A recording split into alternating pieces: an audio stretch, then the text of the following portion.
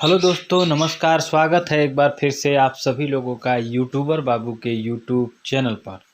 दोस्तों, मैंने आप लोगों से बोला था कि आरक्षण पर एक वीडियो मैं बनाऊंगा और जो कि पूरी तरह से सटीक होगा। 100% ऐसे ही आरक्षण आप लोगों को देखने को मिलेगा।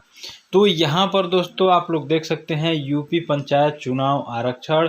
इस बार ऐसे होगा आरक्षण, देख लीजिए आपके गांव में कौन सीट होगा। यानी कि इस वीडियो को देखने के बाद आप खुद जो है जान जाएंगे कि आपके गांव में जो है कौन सी सीट जो है आरक्षण में आएगा यूपी पंचायत चुनाव में।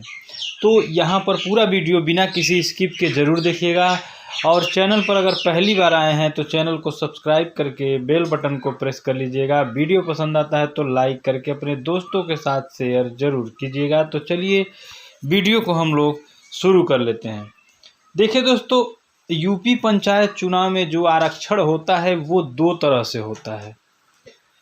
पहला आरक्षण जो होता है वो लॉटरी के अनुसार होता है, यानी कि लॉटरी के अनुसार होता है।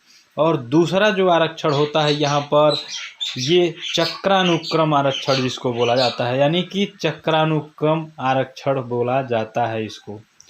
तो यहाँ पर दोस्तों इनमें से कौन सा आरक्षण होगा ये भी मैं आप लोगों को बताने वाला हूँ। देखिए, लॉटरी वाला जो आरक्षण होता है ये बहुत ही कम किया जाता है और जो चक्रानुक्रम आरक्षण है ये अब जो है ज़्यादातर चुनाव में, यानी कि यूपी पंचायत के ज़्यादातर चुनाव में चक्रानुक्रम आरक्षण ही किया जाता है। अब देखिए, सबसे पहले आप लोगों को मैं लॉटरी वाला जो है वो बता देता हूँ कि कैसे होता है। देखिए, लॉटरी वाला जो आरक्षण होता है वो आप लोगों को जानना बहुत ज़रूरी है, क्योंकि ऐसा भी हो सकता है कि लॉटरी का भी आरक्षण किया जा सकता है, लेकिन कम संभावनाएं हैं लॉटरी आरक्षण में, क्योंकि चक्रानुक्रम आरक्षण ही जो है लाया जाता है हमेशा।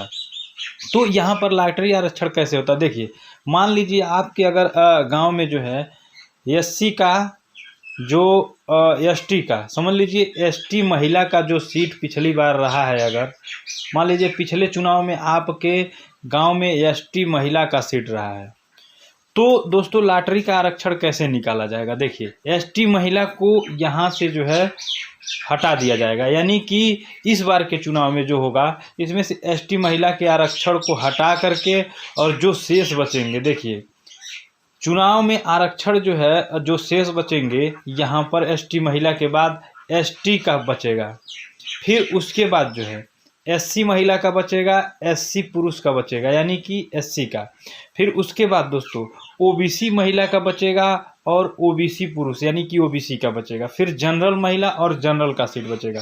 तो इन सब सीटों को मिलाकर, यानी कि इन सबको मिलाकर जो है लॉटरी निकाली जाएगी।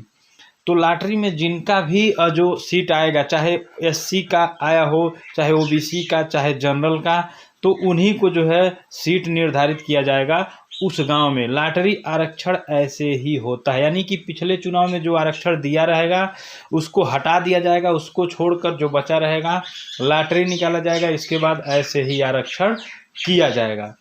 ये होता है लॉटरी आरक्षण। अब दोस्तों जो आरक्षण होता है अब जो है यूपी पंचायत चुनाव में चक्रानुक्रम जिसको बोला जाता है वो कैसे होता है।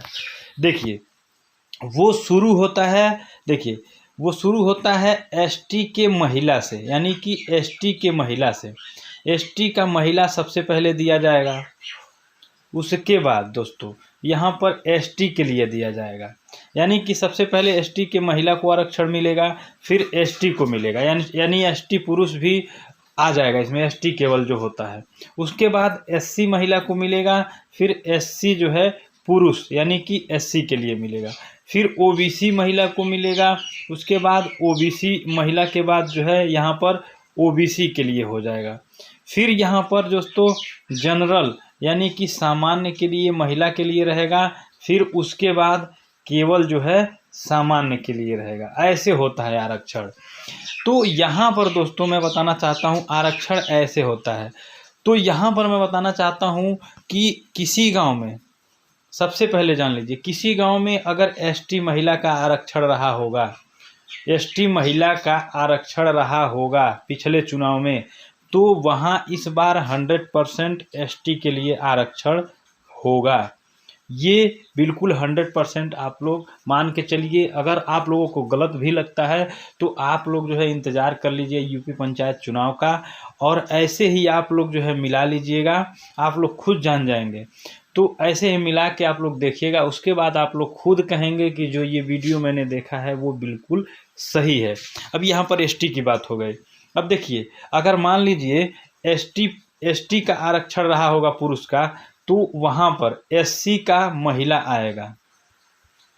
फिर अगर एससी का महिला रहा होगा तो वहाँ पर एससी कैटेगरी आएगा, यानी पुरुष के लिए। फिर उसके बाद यहाँ पर ओबीसी महिला का रहा होगा तो ओबीसी का आएगा, यानी कि ओबीसी पुरुष के लिए। यहाँ पर अब देखिए, अगर ओबीसी का रहा होगा तो यहाँ पर जो है जनरल महिला का आएगा। अगर जनरल महिला का रहा होगा तो फिर जो है जनरल के लिए आएगा। अब अगर जनरल का जहाँ रहा होगा यानी कि सामान्य का, तो वहाँ फिर से एसटी महिला के लिए आरक्षित किया जाएगा, क्योंकि आप लोग जानते हैं कि 33% आरक्षण जो है महिलाओं के लिए चुनाव में हो रहा है इस समय। तो ऐसे होता है आरक्षण, आप लोग खुद जान जाएंगे कि आप लोगों के गांव में कौन सी सीट इस बार आएगी।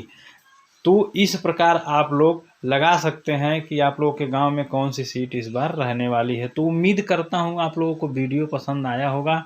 और दोस्तों, ऐसे ही खबर हम जो है इस चैनल के माध्यम से प्रसारित करते रहते हैं यूपी पंचायत चुनाव से रिलेटेड बहुत ही अच्छी जानकारी। तो आप लोग चैनल से जुड़ सकते हैं इसी तरह की जानकारी के लिए। मिलते हैं अगले वीडियो में, तब तक के लिए दोस्तों जय हिंद, वंदे मातरम।